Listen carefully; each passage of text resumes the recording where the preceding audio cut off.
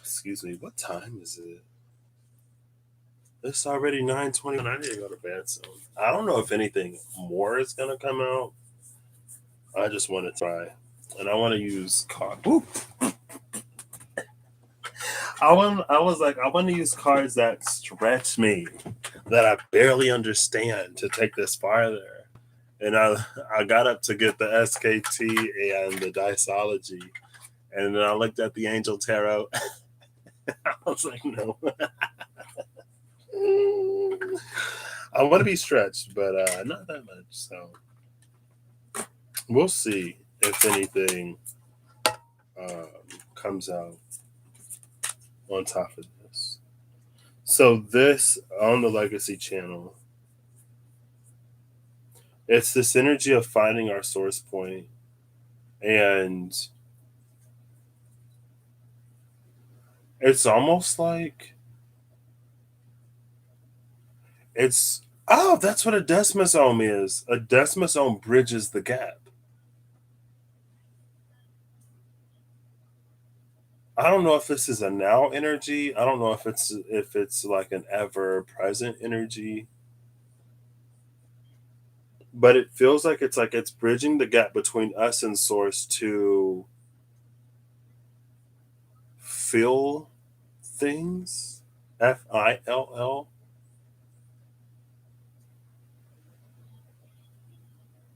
That triggers like a soul evolution. It's about soul growth and evolution. Well, more like soul evolution than growth, but it's feeling like evolution more than growth.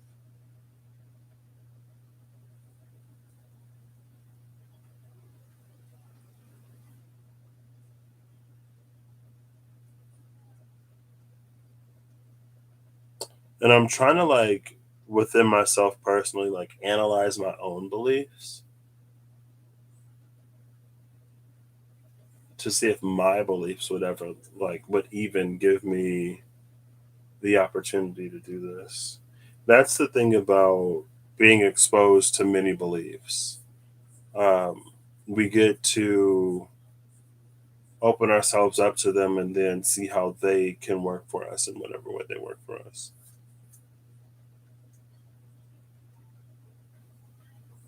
Find a truth within them that resonates to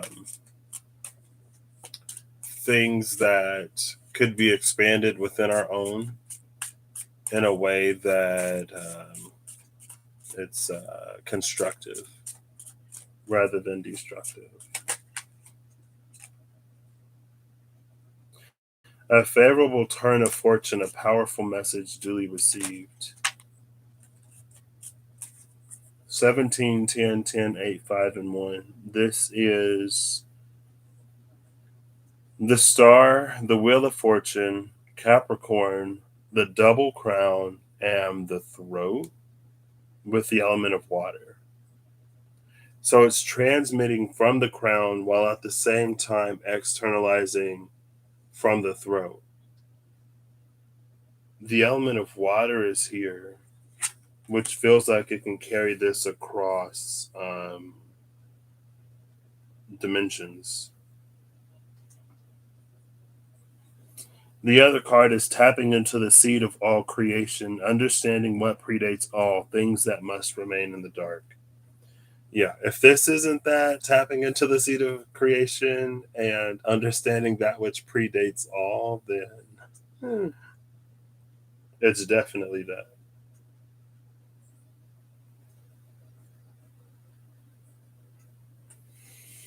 Seven of Hearts, Ace of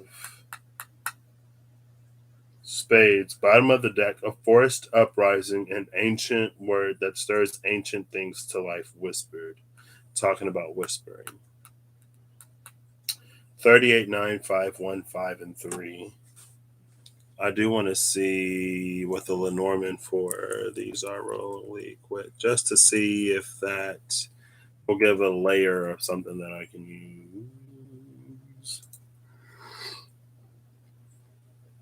Excuse me. Oh, let me.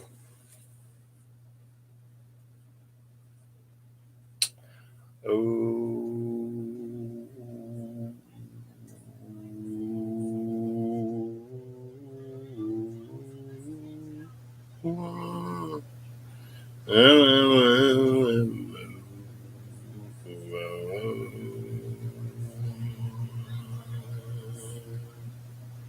I like how the card came out that said "Be candid," and I was like, "I'm gonna take this elsewhere." There's also understanding that must be whatever. I don't know.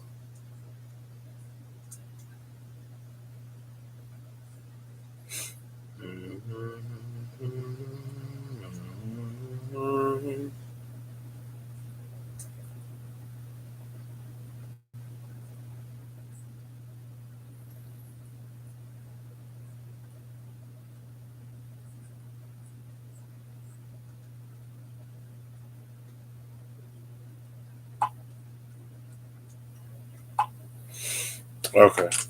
Oh, I was like, I look over. I'm like, wow, where did everything go? A forced uprising, an ancient word that stirs ancient things to life, whispered. I feel like this plays on the fact that it was that thing of like when we live and when we embody our truth, when we speak and transmit that, well, whatever we speak and transmit is reflected and mirrored. And it's like one of those transitions that shimmer down and it changes to something else, like the airport terminal flippy thingies, right? And in that calling all retroheads, there was something that Russ said that again reminded me of Wizards of Earthsea. Or maybe it was Reem. I don't know. Somebody recently said something, and it reminded me of a true name. It's like there's one word that's being spoken, like a really long word that's being spoken slowly, and each of us is like a different sound within that word. I would have to like look it up to see exactly what it was, but it reminds me of that in a way.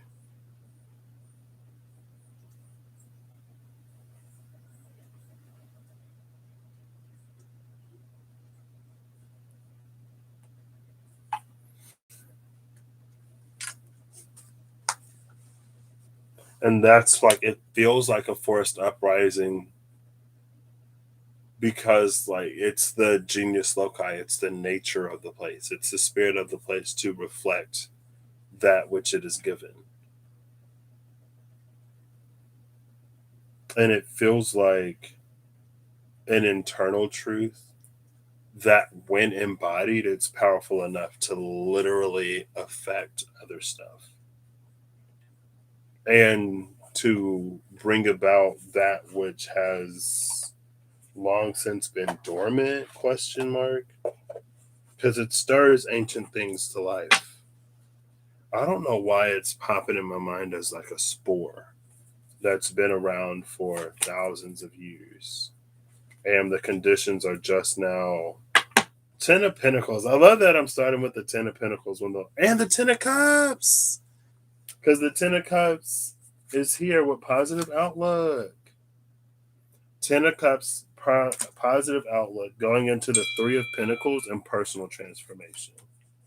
It's a personal transformation that affects external transformation.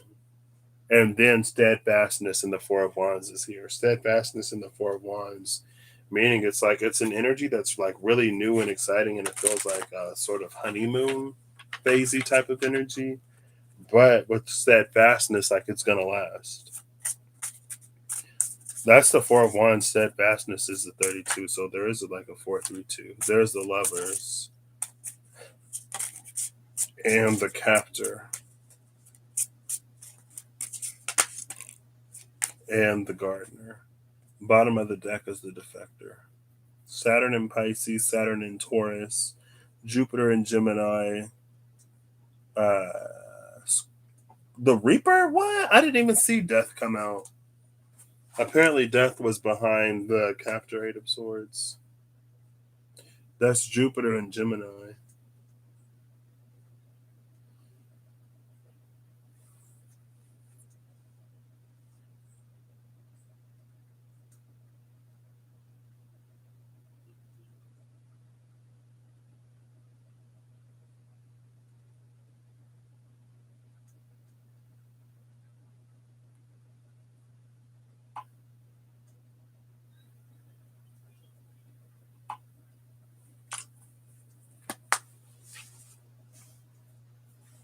I guess I should show these. The lovers is interesting because we see the dragon and the phoenix matured.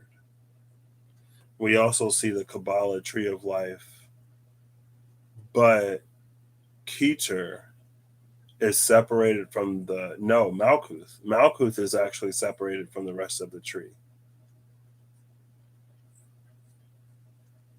and Malkuth is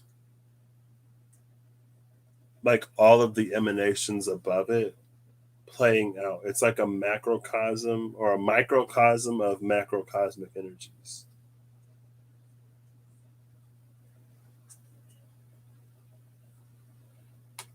So something within this energy is able to encompass or embody the world within it. It embodies the world within. See, this is that inside outside magicy energy. It's like when there's a blockage externally, there's an internal fix. And when there's a blockage internally, there's an external fix. And it's navigating both simultaneously.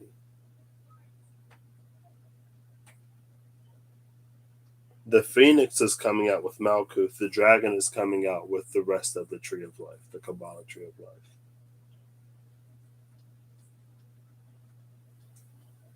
And so it's like the phoenix just is. It's within the nature of the phoenix to just be reborn.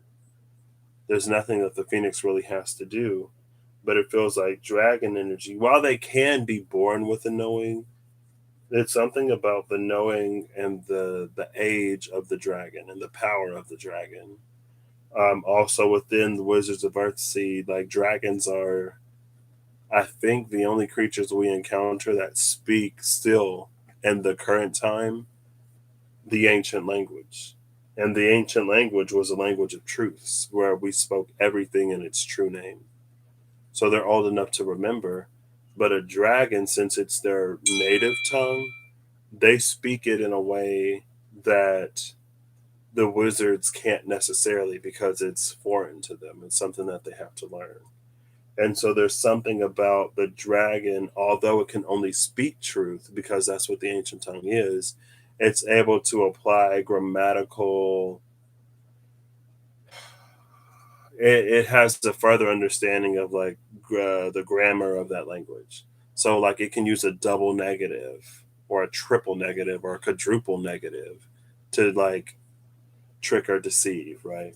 And it's not necessarily about tricking or deceiving, it's about having that intimate of a knowing that we're not limited by what a rudimentary understanding of that language would be.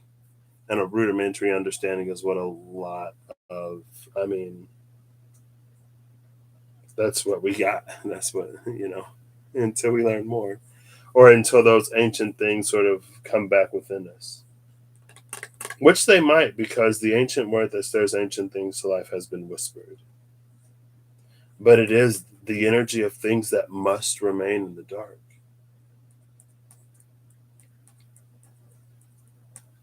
And true names are something that remained in the dark in that series because to know someone's true name is to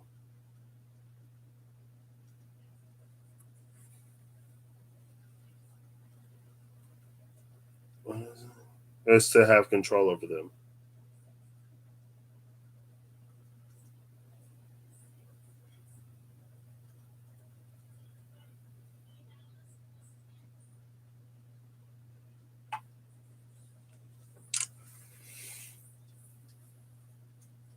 But it's not about having power over a person, it's about having power over reality. And not power in a sense of whatever, but power through virtue of speaking a truth, speaking and transmitting a truth. Next is the reaper and the captor. So again, it's the energy of something that's long since been trapped or held behind whatever. It's a lot of air energy. It's Jupiter and Gemini. It's being freed. I guess I should hold it like this.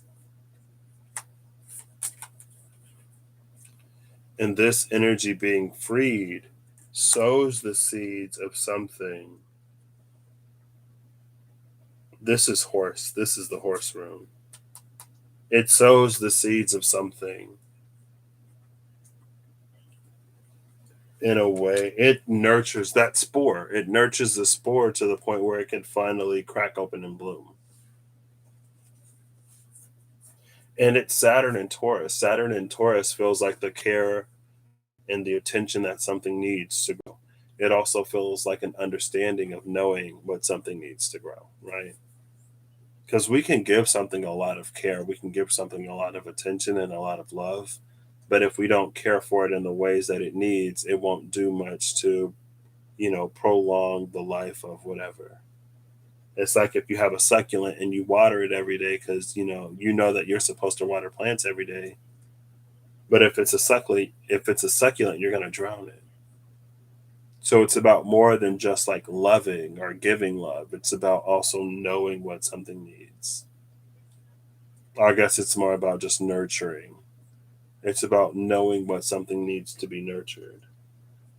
That information, it's almost like that would be part of the true name of something, which is again, it's like part of the power that it holds.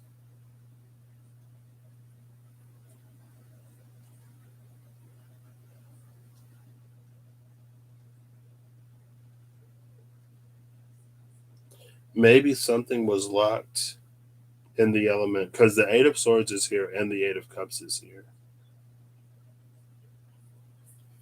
And in the Eight of Chalices, the defector, something is following the Big Dipper to the dark side of the moon, the side of the moon that we don't see. And we need stars to help find it because stars, like external stars, don't depend on sunlight. It's the dark side of the moon, it doesn't get any sunlight, which is why the stars guide us there. And again, it's almost the energy of that which must remain in the dark.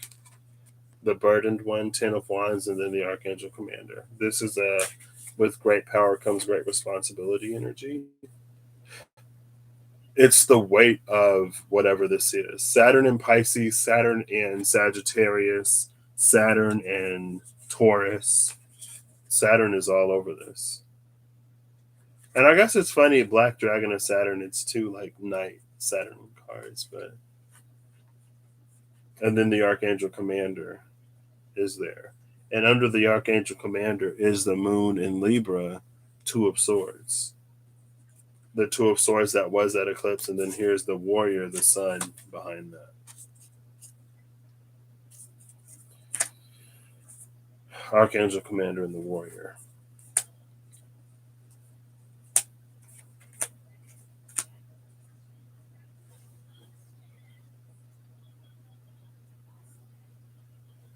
So I guess this is a challenge to be all. Well, see, that's the thing about being all of who we are, though, because it's different in different situations and circumstances. That's part of like being a multifaceted, multidimensional being. It's like in different dimensions, we have like different roles, basically.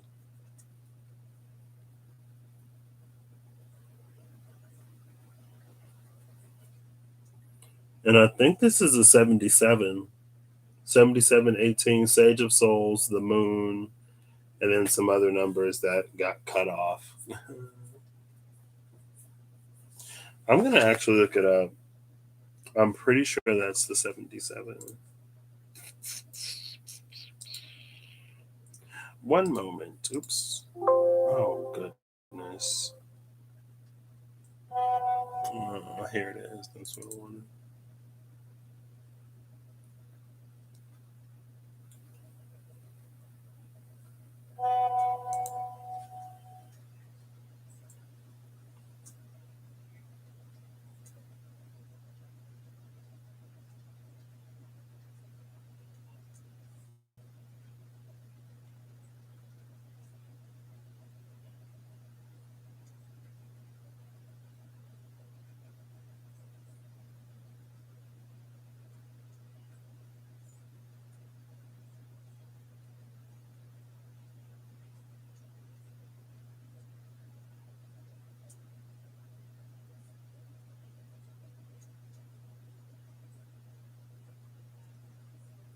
I was like, is that an O or an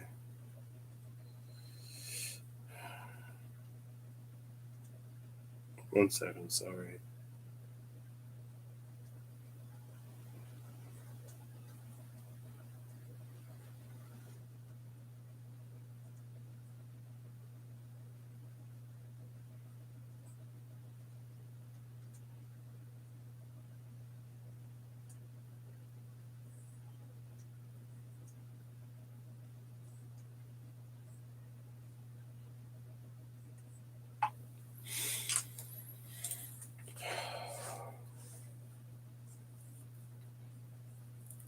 Yeah.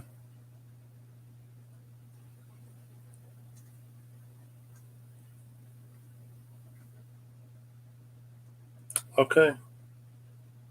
I think that I high key lost my train of thought, but I think that was everything I wanted to say.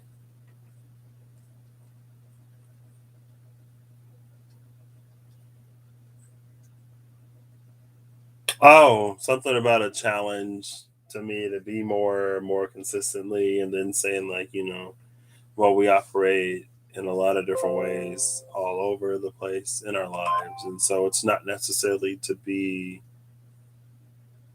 It's like to know when to be what, but it feels that there may be sacred pieces of self that you can embody, but maybe it's not necessarily to like speak on, if that makes any sense. And that's a way where we can both be candid, express our truth, and still keep that which must remain in the dark in the dark.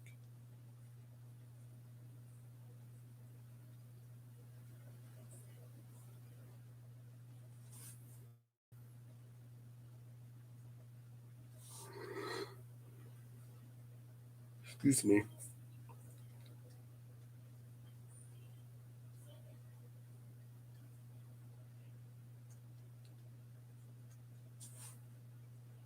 All right. I hope you have a good whatever whenever you see this. I hope you're acting in alignment to make all that you wish to experience your reality. And I hope that the depth of your truth is something that I guess you get to explore. It does feel though like that desmodomic, the desmosome that bridges like us and source is going to be like, it's almost like it's pumping light into us. And again, it's like, the shadow is the vessel. If you put too much air into a balloon, it's going to burst. um, but it feels like, I guess, transformation is here under the gardener. I see the word transformation, and that's the Seven of Pentacles. Personal transformation came out with the Three of Pentacles. 3 plus 7 is that 10 of Pentacles.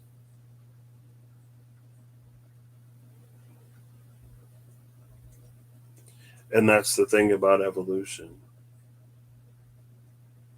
It's like to be these things causes an evolution, because it's almost like I just saw 2444, because it's almost like the one thing that was sort of like lacking or missing that would bottleneck or prevent the furthering of something in some way.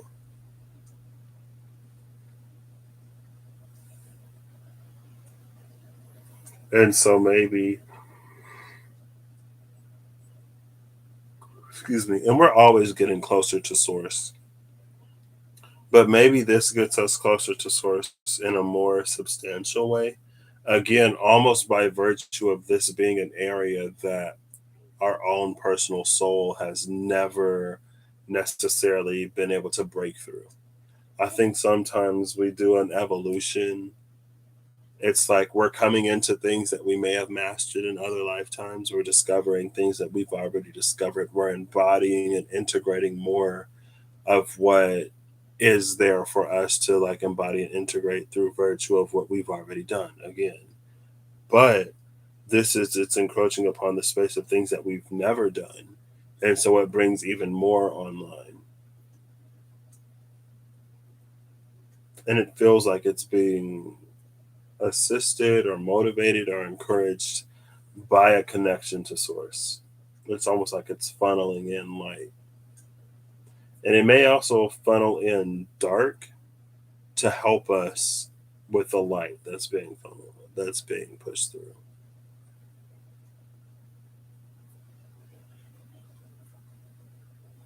Which is why we rise. But anyway, this is where I'm going to shut this down. I'm going to get some sleep. Take it, discover what it has for you. Something magical. Oh, this is the eye witch eye, isn't it? The Four of Wands. Shout out to Reem. Bye.